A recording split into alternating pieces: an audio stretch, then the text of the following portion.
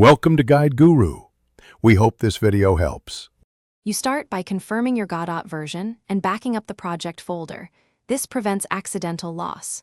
Once done, open the project in the Godot editor and navigate to project settings immediately. Make sure the inspector and export settings are visible so you can act quickly. You will need access to the export presets and the application configuration. Now locate the window and splash-related settings. This prepares you to change defaults and proceed to export preset edits for splash removal. You should now open the export dialog and pick the target platform where the splash appears, such as Windows, Android, or HTML5. Then inspect preset-specific options. Remove or uncheck any bundled splash or logo entries and clear custom logo paths. For Godot 3, adjust the boot screen setting. For Godot 4, clear the splash image in project settings under GUI boot. Once changed, save the export preset so the engine won't inject the default splash at runtime.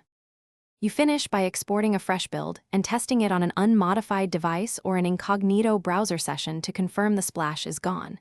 If the splash still shows, make sure to clear caches and delete previous exported files before rebuilding because stale assets can persist. Also inspect engine. CFG, export presets, CFG and project settings, Trez for lingering splash references and remove them. If problems continue, revert to your backup. Reapply changes step by step and test after each change. Thanks for watching. Consider subscribing if we helped you today.